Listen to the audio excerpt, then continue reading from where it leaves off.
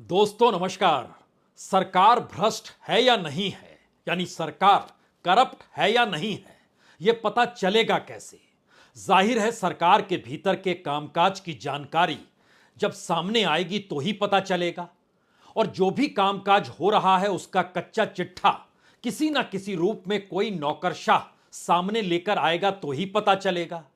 या फिर जिस मंत्रालय का यह काम होता है कि वह देखे कि सरकार ठीक तरीके से कामकाज कर रही है या नहीं कर रही है, और खास तौर से वित्तीय अनियमितताएं अगर अलग किसी मंत्रालय में हो रही है, यानी अलग अलग मंत्रालयों के भीतर का जो बजट है वह भी डामाडोल है और वहां पे फाइनेंशियल इरेगुलेटरीज अगर हो रही है तो उसे कोई सामने लाएगा तो ही तो पता चलेगा।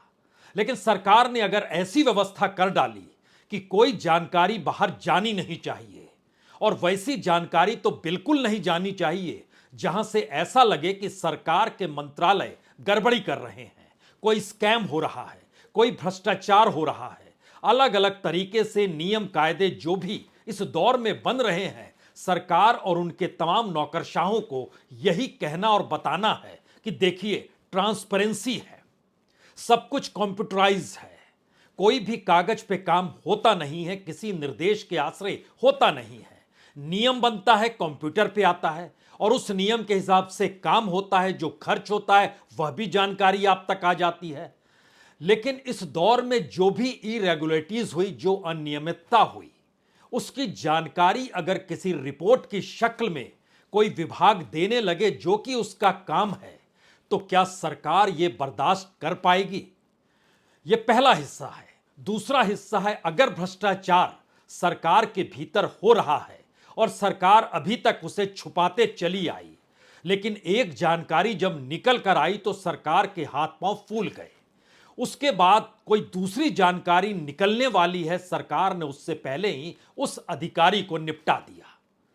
तो क्या चुनाव से ऐन पहले सरकार के भीतर का भ्रष्टाचार सामने आ सकता है, या सामने आने वाला है, या सामने आ सकता था? इन तीन परिस्थितियों के बीच आज आप हर उस पन्ने को पढ़ने की कोशिश कीजिएगा जिसमें यह बात पत्थर की लकीर की तरह हो चली है कि मोदी सरकार भ्रष्ट नहीं है, यह भ्रष्ट हो ही नहीं सकती है। इसीलिए ध्यान दीजिए, पिछले दिनों जब सीएजी की रिपोर्ट आई, जिसमें कोई बहुत बड़ी रकम नहीं थी इस देश के भीतर की, जितनी बड़ी रकम, जितनी डामाडोल अवस्था में एक वक्त सीएजी के जरिए 2G स्कैम सामने आया, एक वक्त कोल ब्लॉक्स को बांटने को लेकर जो कोलगेट सामने आया, उसकी रकम तो 1,66,000 करोड़, 1,76,000 करोड़ इतनी हुआ करती थी।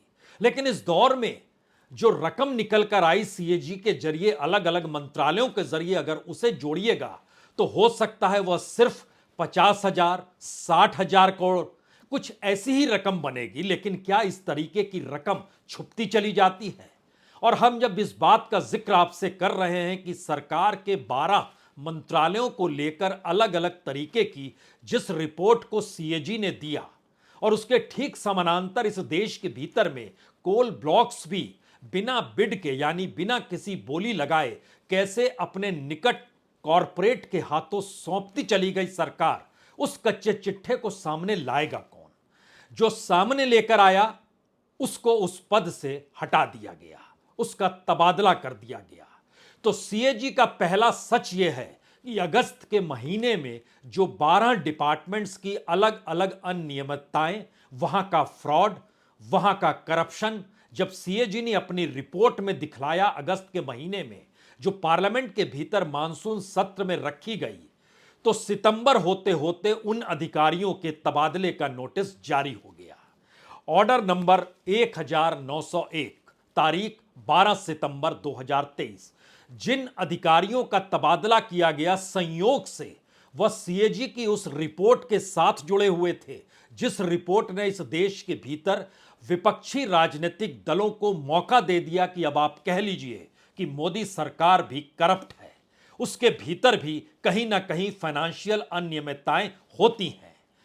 तो जो बात का जिक्र कर रहे हैं उसके जहन में आपके आयुष्मान योजना के गड़बड़ी गपले घोटाले का जिक्र याद आना चाहिए, जिसमें मरे हुए व्यक्तियों के नाम पर पैसे लिए गए, या फिर जिन्हें अस्पताल से डिस्चार्ज कर दिया गया तो डिस्चार्ज के बाद की तारीख में सर्जरी हुई, पैसे वहां से भी लिए गए। या फिर दिल्ली से सटे हुए गुरुग्राम में जो सड़क बन रही थी, उस सड़क की कीमत 250 करोड़ से ज्यादा प्रति किलोमीटर की बतलाई गई थी, जबकि सामान्य तौर पर cabinet committee on economics affairs जो है उसने बताया था कि 18 करोड़ रुपए से ज्यादा होना नहीं चाहिए 1 किलोमीटर पर खर्च, लेकिन वहां 250 करोड़ रुपए से ज्यादा प्रति किलोमीटर था तो वहां भी घपले थे। लेकिन जिन जिन अधिकारियों में जानकारी निकल कर आई उसमें हालांकि लगभग 3 दर्जन अधिकारियों के तबादले का जिक्र निकल कर आया, लेकिन संयोग ऐसा है कि वो उसमें प्रमुख लोग हैं जो कि उच्च पदों पर बैठे थे और इन रिपोर्टों की समीक्षा वो कर रहे थे, उसकी रिपोर्ट वो तैयार कर रहे थे, वहां की फाइनेंशियल इरेगुलरिटीज को बता रहे थे, उनको ट्रांसफर कर दिया गया। ऑर्डर नंबर 1901 12 सितंबर 2023 और अगस्त के महीने में मानसून सत्र में सीएजी की यह रिपोर्ट पार्लियामेंट में रखी गई थी।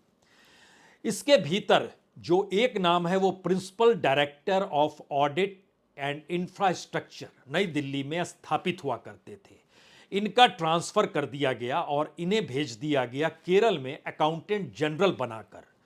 तिरुवनंतपुरम में इनका ट्रांसफर हो गया, वहां पर सुनील राज सोम राजन थे, उनकी जगह पर दिल्ली से अतुर्बा सिन्हा जो principal director of audit infrastructure, इनका तबादला कर दिया गया। ऐसा नहीं है कि ये बहुत लंबे वक्त से थे, इन्होंने मार्च 2023 में ही इस पद पे ज्वाइन किया था और जिस ऑर्डर के साथ हालांकि यह भी लिखा गया कि इस डिपार्टमेंट का अतिरिक्त प्रभार जो है राजीव कुमार पांडे भी देखेंगे। दरअसल ये पूरा मामला भारतमाला परियोजना चरण 1 के कार्यान्वयन के तहत जो राजमार्ग था, जो नेशनल हाईवे की परियोजना थी, उस पर सीएजी की रिपोर्ट थी और सीएजी रिपोर्ट के प्रभारी अतुर्बा सिन्हा ही थे। तो इन्होंने जिस लिहाज से बताया कि द्वारका में जो सड़क बन रही है तकरीबन 19 किलोमीटर की, उसकी कीमत लगाई गई है 250 करोड़ 77 लाख रुपए और सामान्य तौर पर cabinet committee on economic affairs ने जो अप्रूव किया था वो 18 करोड़ 20 लाख रुपए अप्रूव किए थे, लेकिन यहां पर 250 करोड़ 77 लाख में ये अप्रूवल हो गया, तो यह गड़बड़ घोटाला बताया गया। दूसरी परिस्थिति, दूसरे शख्स का नाम है दत्ता प्रसाद सूर्यकांत शिरसत। ये director general audit and central expenditure नई दिल्ली में पदस्थापित थे, इनका ट्रांसफर करके इनको लीगल डिपार्टमेंट में भेज दिया गया। जो शिरसत साहब थे ये इंचार्ज थे जो परफॉर्मेंस एडिट हो रही थी आयुष्मान भारत की, वो थे भारतमाला प्रोजेक्ट में, ये थे आयुष्मान भारत को लेकर जो कि प्रधानमंत्री जन आरोग्य योजना के नाम से जानी जाती है और फ्लैगशिप हेल्थ केयर स्कीम है। और इसके दायरे में जो सेंट्रल गवर्नमेंट की नेशनल हेल्थ अथॉरिटी आती है, जो ministry of health family welfare है वो आता, यानी पूरा के पूरे मंत्रालयों के शामिल होना, उसको एक्सपोज उस रिपोर्ट ने कर दिया कि किस तरीके से आयुष्मान भारत के भीतर क्या कुछ हो रहा है। जो क्या कुछ हो रहा है वाला मसला था उसमें यह था कि इस देश के 28 राज्य, उसमें से 3 राज्य अब हटा दीजिए, दिल्ली, उड़ीसा और पश्चिम बंगाल, इन तीनों को शामिल नहीं किया गया, यहां पैसा नहीं गया था। तो बाकी राज्यों के 964 हॉस्पिटल जो 161 जिलों में आते हैं, वहां पर तकरीबन 2,25,000 केसेस निकल कर आए जहां पर फ्रॉड चल रहा था। जो सर्जरी की तारीख दिखाई गई उससे पहले मरीज के बारे में जानकारी दी गई कि उसको डिस्चार्ज कर दिया गया। जाहिर है सीएजी का यह काम है, अधिकारियों का यह काम है, वो रैंडमली चीजों को पकड़ते हैं और जानकारी देते हैं, लेकिन सरकार वह भी बर्दाश्त नहीं कर पाई और सिर्फ महाराष्ट्र के भीतर 1,79,000 केसेस थे, उसमें 300 करोड़ रुपए किस तरीके से एक आईडी को कई जगहों पर दिखाया गया और उसके जरिए चीजें वसूली गई, पैसा बनाया गया और यह सारी जानकारी निकल कर आई। तो जो दूसरे शख्स जो शिरसत साहब, दत्ता प्रसाद सूर्यकांत शिरसत साहब थे, इनको लीगल डिपार्टमेंट में डायरेक्टर बनाकर भेज दिया गया। कल तक वो director general of audit and central expenditure हुआ करते थे। तीसरे शख्स हैं अशोक सिन्हा, ये director general north central region के थे, इनको ट्रांसफर करके भेज दिया गया, डायरेक्टर जनरल राजभाषा का बना दिया गया और अतिरिक्त प्रभार जो है वह डायरेक्टर जनरल के तौर पर एग्जाम डिपार्टमेंट दे दिया गया जो सीएजी के भीतर होता है। यह भी आयुष्मान भारत से जुड़े थे और ऑडिट में जो परफॉर्मेंस ऑडिट की रिपोर्ट को देखना था वो इनकी जिम्मेदारी में था। तो क्या सरकार के हाथ पांव फूल गए इस तरीके से कि इनको हटाइए अन्यथा बाकी मामले भी सामने आ जाएंगे? तो बाकी कहां कहां कौन कौन से मामले हो सकते हैं, क्या इसकी जानकारी कभी कोई नौकरशाह इस दौर में ला पाएगा, या फिर चुनाव की दिशा में बढ़ते हुए कदम से पहले सरकार यह बिल्कुल बर्दाश्त कर पाने की स्थिति में नहीं है कि भ्रष्टाचार का कोई भी मामला इस देश के सामने आए जिसमें कोई कह सके कि देखिए मोदी सरकार के अलग अलग मंत्रालयों में कितना घपला घोटाला हो रहा है, स्कैम हो रहा है, किस रूप में काम हो रहा है। तो हमें लगता है कि जैसे ही सीएजी के इन 3 अधिकारियों का हमने जिक्र किया तो एक क्षण के लिए आप जरा सोचिए, जब 2G की रिपोर्ट आई थी तो सीएजी उस वक्त विनोद राय हुआ करते थे जो अब सरकार के साथ हैं और तमाम जगहों पर वो रहते हैं, महत्वपूर्ण जगहों पर वो काम करते हैं। उनका परसेप्शन के आधार पर रिपोर्ट था, एक सीएजी 2G की रिपोर्ट थी और दूसरा कोयला घोटाला था जिसको कोलगेट का नाम दिया गया था। 1,76,000 करोड़ का परसेप्शन करके बताया गया था कि देखिए किस तरीके से कोल ब्लॉक्स अपने मनमाफिक लोगों को कौड़ियों के मोल दे दिए गए और अगर इसे बेचा जाता तो सरकार को राजस्व का लाभ जो होता वो तकरीबन 1,76,000 करोड़ का होता। तो सरकार इससे भी चूक गई। लेकिन एक क्षण के लिए सोचिए कि इस दौर में सीएजी से हटकर सरकार ने क्या किया। सुप्रीम कोर्ट ने 2014 में सारे कोल ब्लॉक्स को निष्क्रिय कर दिया और कह दिया कि देखिए इन सबको हम हटा रहे हैं और 204 कोल ब्लॉक्स जो थे वो एक लिहाज से आर्बिट्री और डिस्क्रिमिनेटरी एलोगेशंस के तहत थे, इनको खत्म किया जा रहा है। 2015 में सरकार ने कहा जी अब कोल ब्लॉक्स जो दिए जाएंगे, हर कोल ब्लॉक्स दिया जाएगा तो उसके पीछे बिड होगी, ट्रांसपेरेंसी होगी, जिसको दिया जाएगा उसके जरिए राजस्व का कितना लाभ होगा यह भी बताया जाएगा और इस देश में कोयले की कमी होने नहीं दी जाएगी। और इस लिहाज से इस दौर में काम चलना शुरू हुआ। लेकिन कुछ दिनों के बाद सरकार को लगा अपने लोग भी तो कुछ मायने में रखते हैं और उसके जरिए क्या मुनाफा बनाया जा सकता है। एक झटके में नियम बदला गया और 2020 आते आते ऐसी व्यवस्था कर दी गई कि 4 सचिवों का समूह तय करने लगा कि कौन से कोल ब्लॉक में अगर कोई बिड देने नहीं आता है या बिड लगती है लेकिन वो कैंसिल हो जाती है, एक बार 2 बार कैंसिल हो जाती है, तो ये 4 सचिव मिलकर तय करें, जो सेक्रेटरी रैंक के ब्यूरोक्रेट्स हैं, यह भी उस रैंक के थे जिनका तबादला हो गया, यह तय करें कि किसे दिया जाएगा। तो ऐसे में 17 अगस्त 2022 को एक रिपोर्ट है रिपोर्टर्स कलेक्टिव की, उसने फैक्ट्स फिगर के साथ एक जानकारी दी कि दरअसल सिंगरौली के घने जंगलों के भीतर तकरीबन 250 मिलियन टन कोयला ब्लॉक जो है वो अडानीज को दे दिया गया। यह गोंड, बहेड़ा, उज्जैनी पूर्वी कोयला ब्लॉक है जो कि अडानी इनके अकेले थे बोली लगाने वाले। लेकिन सवाल है कि इससे पहले बोली लगाने की व्यवस्था जरूर की गई थी। उसमें मार्च 2021 में बोली लगाई जाती है, कैंसिल हो जाता है, सितंबर 2021 में लगाई जाती है, कैंसिल हो जाता है और अगस्त 2022 में दे दिया जाता है ये अडानी जी के नाम पर। सिंगरौली की परियोजना और हसदेव अरण्य जंगल जहां पर आदिवासियों के आंदोलन चल रहे हैं, वह भी वहां के भी ब्लॉक्स को उस रूप में निर्धारित किया जाता है। और सवाल है सिर्फ अडानीज को जिक्र नहीं है, लगभग 1 दर्जन लोगों को इसी तरीके से कोल ब्लॉक दिया गया जिसमें कोई बोली लगाने वाला कोई नहीं था।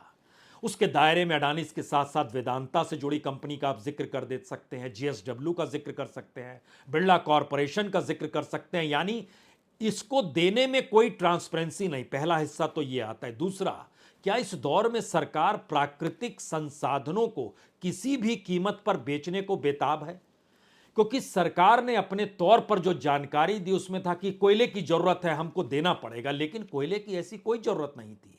जो कोल इंडिया की तरफ से ही चीजें निकल कर आई। और दूसरी बात, भारत के भीतर निकलने वाला कोयला अगर महंगा बिक रहा है तो बाहर से कोयला इंपोर्ट किया जाए, और इंपोर्ट करने के कोयले की स्थिति देश के भीतर इस दौर में जब यह दिया गया उस दौर में ज्यादा कम कीमत में पड़ रहा था, तो वो कोयले का आयात भी हो रहा था।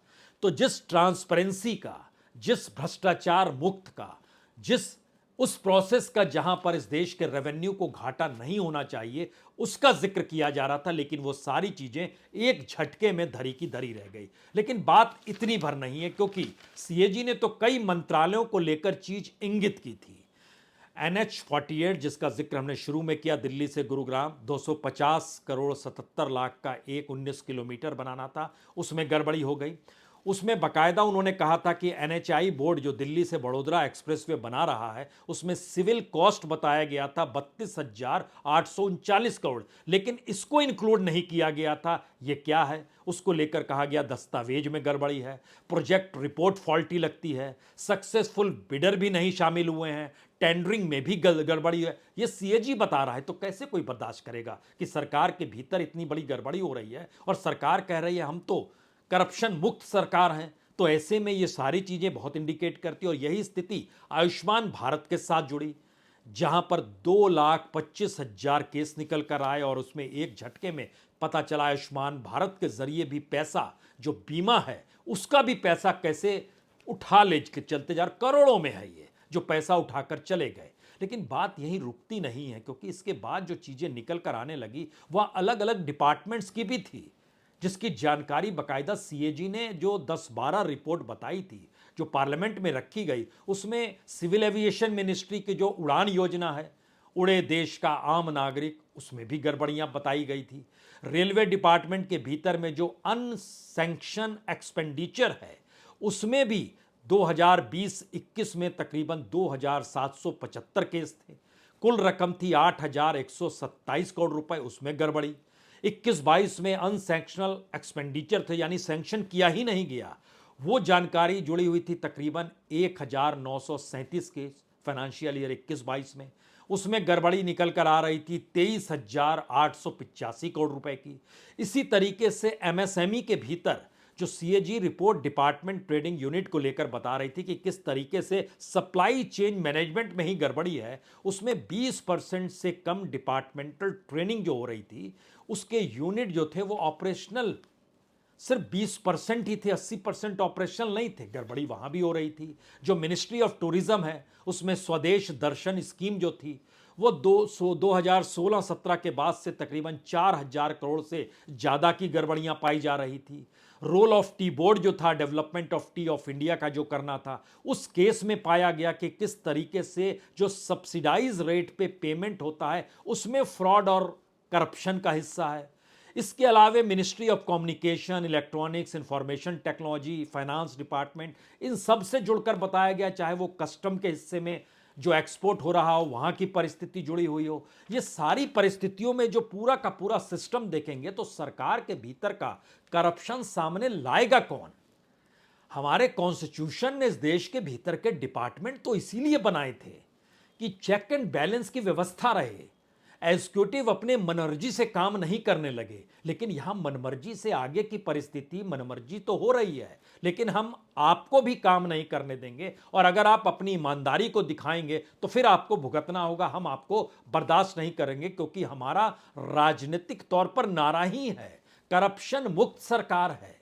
तो आप इलेक्शन के पीरियड में आकर बोलेंगे हमने करप्शन किया, ये कैसे बर्दाश्त होगा? सवाल यह है कि इस दौर में पूरी नीतियों को अगर आप परखना शुरू करें इकोनॉमिक एस्पेक्ट में, तो सवाल एक तरफ करप्शन का और दूसरी तरफ इस देश के भीतर की उस आर्थिक सच्चाई का है, जिसकी जमीन पर जब आप खड़े होंगे तो आपको लगेगा कि पैसा कहां से आ रहा है, किसको दिया जा रहा है। और इस देश की जीडीपी जो लगातार बढ़ती हुई दिखाई देती है और नेटवर्थ कॉरपोरेट का बढ़ता है, इसमें इस देश के आम लोग कहां खड़े हैं? क्योंकि सरकार की अपनी रिपोर्ट बताती है कि जीडीपी में जो खेती यानी कृषि का योगदान जो है वो लगभग 18.3% है, लेकिन इस देश का 45% जो लेबर है, कार्यबल जो है किसान और मजदूर के तौर पर, वह एग्रीकल्चर से जुड़ा हुआ है। गरीबी नजर आने लगी। सरकार की ही रिपोर्ट कहती है कि देखिए प्रति व्यक्ति आय जो है 1,96,983 रुपए है। और फिर सरकार की रिपोर्ट बोलती है लेकिन बड़ी खराब स्थिति है बिहार में, उत्तर प्रदेश में, झारखंड में, तीनों जगहों पर जोड़ दीजिएगा तो 25% लोकसभा की सीट तो इन्हीं तीनों राज्यों में आ गई।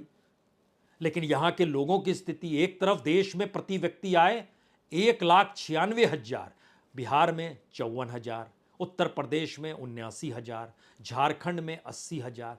यह स्थिति इस देश के भीतर की है। मनरेगा में 60,000 करोड़ रुपया जो है उसको देने में सरकार हांफने लगती है। इकोनॉमी हमारे पास उतनी मजबूत नहीं है। जो हमारे मुफ्त देने की परिस्थिति है वो तकरीबन 2 लाख करोड़ रुपया जो खर्च होता है 5 किलो अनाज को लेकर, वह भी इस देश के 81 करोड़ लोगों तक पहुंचता है। अब सवाल ये आया कि इसके साथ किसान सम्मान निधि देखिए, वह भी लगभग 9 साढ़े 9 करोड़ लोगों तक पहुंचता है। मनरेगा के भीतर भी जिनको कार्ड दिया गया वह भी तकरीबन 12 से 15 करोड़ लोग हैं। ये सारी परिस्थितियों के भीतर जो सरकार वेलफेयर योजना के तहत बांट रही है और जो योजना पे पैसा खर्चा किया जा रहा है और जिन जगहों पर पैसा खर्च हो रहा है वहां में जो करप्शन हो रहा है और वो जो कॉरपोरेट्स का नेटवर्थ बढ़ा रहा है, तो क्या ये एक पूरी साइकिल है जो बताती है कि हमारा पूरा सिस्टम उस करप्शन के साइकिल के अनुसार चलता है, जिसमें इस देश के संसाधनों को कौड़ियों के मोल कॉरपोरेट को दीजिए, कॉरपोरेट अपने नेटवर्थ को बढ़ाए, कुछ पैसा पॉलिटिकल तौर पे पार्टी को दे और उसके रिफाइंड में सरकार कुछ एवज में नई तरीके से चीजों को क्रिएट करते हुए जो पैसा ले, टैक्स बेयर का पैसा जो होगा उसको वेलफेयर स्कीम के जरिए लगा दे और यह एक साइकिल घूमते रहे और यही इकोनॉमी का चक्कर होता चला जाएगा। क्योंकि जो रियायत का बोझ, अगर सिर्फ आप इलेक्शन स्टेट पर देखिएगा, जो 3 राज्य हैं, चौथा में तेलंगाना का जिक्र नहीं करें, सिर्फ छत्तीसगढ़, राजस्थान और मध्य प्रदेश, यहां पे बीजेपी और कांग्रेस ने जो रियायत दी है, अगर उसको आप पैसे में तब्दील कर दीजिए इलेक्शन पीरियड भर के लिए, वह तकरीबन 1.5 लाख करोड़ से ज्यादा का बन जाता है। मैसेज क्या है? मैसेज बहुत साफ है कि सरकार की पूरी पॉलिसी या सरकार के भीतर का जो तौर तरीका काम करने का है, अगर वो जनता के पास आएगा नहीं तो सरकार मनमर्जी करते हुए तानाशाह क्यों नहीं होगी। और अगर सरकार नारे दे रही है कि हम पूरे तरीके से करप्शन मुक्त हैं और इसकी डुगडुगी देश का मीडिया पीटता चला जाए और बताता चला जाए सुबह से शाम तक, तमाम जांच एजेंसियां सरकार की कोई फाइल बाहर नहीं करें, तमाम बाबू लोग जिनका काम है इस देश के भीतर में पॉलिसी पर ध्यान रखना और उसके फैक्ट्स एंड फिगर को सामने लगाना, और सारे फैक्ट एंड फिगर अगर सरकार अपने हिसाब से बनाने और तय करने लग जाए, तब तो देश वाकई विकसित हो गया और शानदार तरीके से चल रहा है। तो इसमें ये 5 किलो अनाज का जिक्र, किसान सम्मान निधि का जिक्र, मनरेगा के मजदूर का जिक्र, किसी को 1,000 रुपए, किसी को 2,500 रुपए जो राहत रियायत दी जा रही है बेरोजगारों से लेकर महिलाओं तक, इसका कोई मतलब नहीं बचना चाहिए। तो आखिरी मैसेज इस देश के भीतर का यही है, मौजूदा सरकार का कोई करप्शन बाहर ना आए, मौजूदा सरकार के साथ काम कर रहा कोई भी नौकरशाह ईमानदारी ना दिखाए, और जो आने वाले वक्त में सोच रहे थे कि दरअसल ये कच्चे चिट्ठे हमको तो अपनी नौकरी करते हुए सामने रखना चाहिए, तो नौकरी बचाने या तबादले से बचने के लिए या फिर किसी दूर जगह पर आपका ट्रांसफर कर दिया जाए, राजभाषा में भेज दें या केरल में भेज दें या लीगल डिपार्टमेंट में भेज दें, जहां पर आप कुछ ना कर पाएं, ऐसी स्थिति के लिए तैयार है तो रिपोर्ट तैयार कीजिए। बहुत बहुत शुक्रिया, बहुत बहुत शुक्रिया।